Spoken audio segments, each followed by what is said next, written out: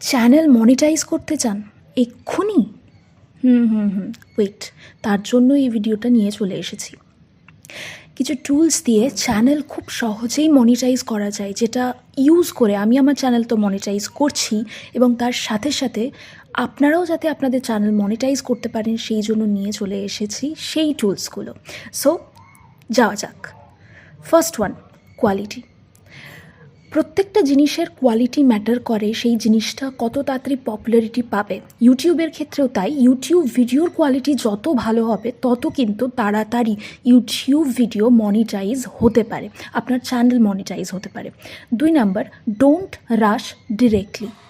কোনো জিনিসেই শর্টকাট ভালো নয়, কোনো জিনিসেই তাড়াহুড়ো ভালো নয়।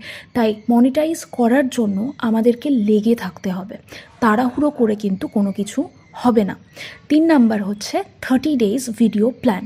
আমাদেরকে সব সময় 30 ডেজ ব্যাকআপ ভিডিও প্ল্যান নিয়ে চলতে হবে। মানে প্রত্যেক দিন আমাদের ভিডিও বানাতে হবে আমাদের 1 মাসের ভিডিও ব্যাকআপের জন্য। 30 ডেজ চ্যালেঞ্জ প্রত্যেক দিন আমাদের একটু একটু করে কমপ্লিট করতে হবে। 4 নাম্বার, ইউটিউব এসইও। এসইও এটা খুবই ইম্পর্ট্যান্ট ইউটিউব চ্যানেল মনিটাইজ করার জন্য, যেটা আমি জেনেছি। তো এসইওটাকে ঠিক রাখা বা এসইও সম্পর্কে শেখা এবং সেটাকে প্রপারলি ইউজ করা কিন্তু আমাদের খুব একটা সাহায্যকারী tool. Write 100 words paragraph using keyword by AI for description.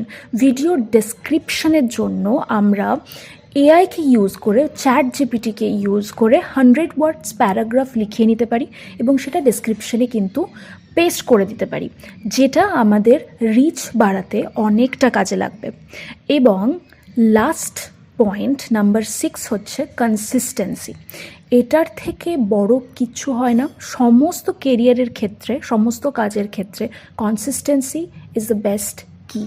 So these are the tools যার মাধ্যমে খুব সহজে আমরা আমাদের চ্যানেল মনিটাইজ করতে পারি। তো দেরি কিসের? যাও এখনই চ্যানেল মনিটাইজ করে ফেলো।